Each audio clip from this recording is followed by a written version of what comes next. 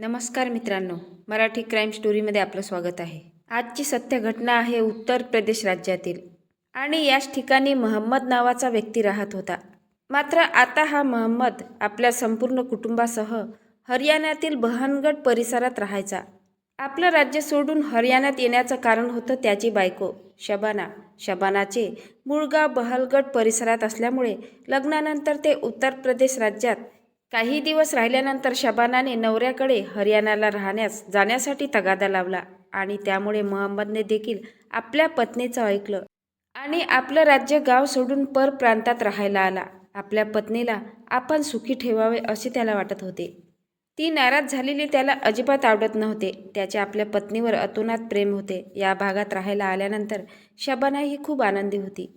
या भागापासून जवळच असणाऱ्या ईदगाव कॉलनीमध्ये शबानाची बहीण देखील राहत होती आणि त्याच परिसरात शबानाची आई हलीमा राहायची. शबानाची आई आणि बहीण नेहमी भेटत असल्यामुळे आपली पत्नी खूप खुशीत असते असे त्याला वाटत होते. त्यामुळे मोहम्मद देखील आनंदात होता, पण त्याला खरे कारण माहीतच नव्हते. शबानाचा बहिणीचा नवरा हा गुंड प्रवृत्तीचा होता. अगदी बिनधास्त वागणारा आणि पोलिसांना न घाबरणारा, खिशात कायम बंदूक बाळगणारा. साजिदला पाहून तिला तिचा नवरा असाच असावा असं तिला वाटायचं. तिच्या बहिणीचा तिला हेवा वाटत होता. तिची नजर नेहमी बहिणीच्या नवऱ्यावर राहायची. हे सगळं तिच्या बहिणीच्या लक्षात आले तेव्हा ती मस्करीत म्हणायची, "तू दाजीला खूपच पाहत असते. तुझ्या काय मनात आहे ग? तू माझी सवत होती की काय?" त्यावर शबाना हसत म्हणायची, "नाही ग ताई, तुझ्या संसारात मी विष कशाला कालवणार, पण तू नशिबान आहे. तुला जिजूसारखा नवरा मिळाला आहे." त्यावर शबानाची बहीण म्हणाली, "मोहम्मद देखील चांगला आहे की. आपलं काम आणि आपलं घर असं आहे बिचारा. कुणाच्या अद्यात नाही आणि मध्यात नाही. तुला चांगले सांभाळतो आणि आणखी काय पाहिजे?" "हो, ते तर सगळं चांगलं आहे ग, पण पुरुष कसा अर्धांग पाहिजे. त्याला पाहिलं की जरब वाटली पाहिजे. त्याला सगळे घाबरतात. तो आपल्या मुठीत राहतो. हे तुला किती मस्त वाटत असेल."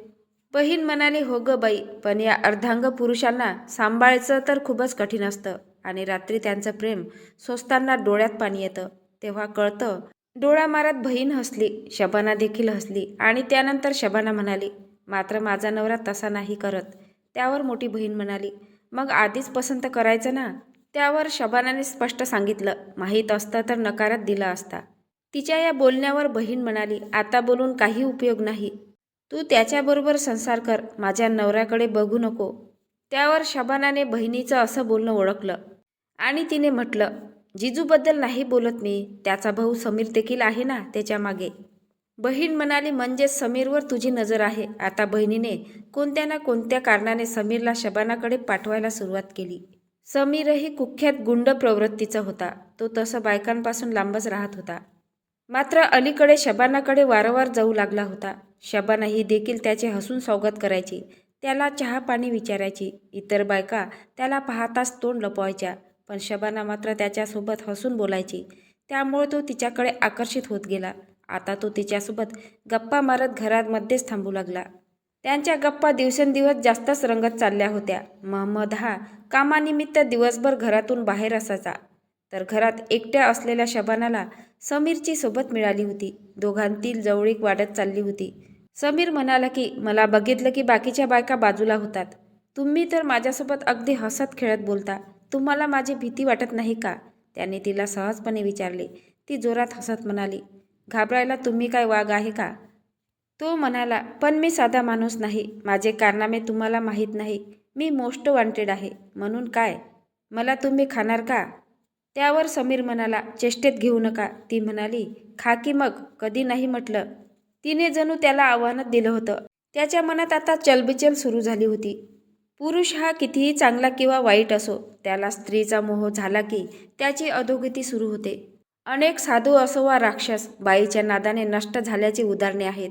समीरही तिच्या बोलण्याने फसत गेला, तिच्या मोहात गुंतत गेला. शबानाचा नवरा हा कधीकधी आपल्या गावी जात होता, तेव्हा शबानाही आपल्या बहिणीकडे आईकडे राहण्यासाठी जात होती. पण आता परिस्थिती वेगळी झाली होती. मोहम्मद तिला बहिणीकडे सोडून गावी गेला होता. त्यावेळी शबानाने बहिणीला सांगितले, "मी राहते एकटी." आणि असे म्हणून ती आपल्या गावी परत गेली होती. ती घरात एकटीच आहे हे आधीच तिने समीरला कळवले होते. शबानाच्या मोठ्या बहिणीने देखील समीरला सांगितले होते, "माझी बहीण घरी एकटी आहे. तू तिच्याकडे चक्कर मारून ये." समीर देखील त्याच संधीची वाट पाहत होता. आता रात्र झाली होती अन समीर तिच्या घरी गेला. घरात गेल्यानंतर त्याने दरवाजा बंद केला. शबाना म्हणाली, हे काय करता? ती त्याला अडवत म्हणाली, चूप बस, लोक ऐकतील. त्याने तिला धमकावले. होय, पण तुम्ही आतमध्ये का आलात? समीर म्हणाला, मी तुला सांगितलं होते ना की मी तुला खाऊन टाकेल. असे म्हणत तो तिच्यावर तुटून पडला. तिला आपल्या बळकट बाहुपाशात आळून धरले आणि त्याचा तो रानटी स्पर्श तिच्या अंगाला शहारे आणणारा होता. त्याचे शरीर मजबूत होते. त्याने तिला घट्ट मिठीत आवडले आणि क्षणार्धात तिच्या अंगावरील कपडे काढून फेकून दिले. तिला पूर्ण नग्न करून बेडवर पाडले आणि त्याने रानटीपणाने तिच्यासोबत संबंध बनवले. मात्र तिला त्याचा हा रानटीपणाचा शरीरसुख जास्त आवडला. आता समीरच आपला पती असावा असं तिला वाटू लागले. मोहम्मद गावाला गेला होता. तोपर्यंत समीरच शबानाचा पती बनला होता. या 2-4 दिवसात त्याने तिला इतके रगडून काढले की तिला त्याचा नादच लागला. तिला आता नवरा नकोसा झाला होता. समीर सोबतच राहण्याची तिची इच्छा होती. आता लपून छपून त्या दोघांचे शरीर संबंध सुरू झाले होते. याची माहिती बहिणीमार्फत शबानाच्या आईला झाली. आपली मुलगी नवऱ्याचा विश्वासघात करून परपुरुषासोबत संबंध ठेवते हे पाहून कोणत्याही आईला राग आला असता. तिने मुलीला समजावून सांगितले असते. मात्र इथे उलटे झाले. आई हमीलाने उलट मुलगी शबानाला प्रोत्साहन दिले. तिला मोठा जावई जसा गुंड आहे तसा लहान जावई देखील गुंड प्रवृत्तीचा असावा, म्हणजे तो भरपूर पैसा कमवेल असे वाटत होते. शबानाचा नवरा हा मोहम्मद एक सज्जन माणूस होता. तो काय करणार आयुष्यात? त्यापेक्षा शमीरबरोबर सबीनाचे लग्न झाले तर बरे होईल असे हमीलाला देखील वाटू लागले.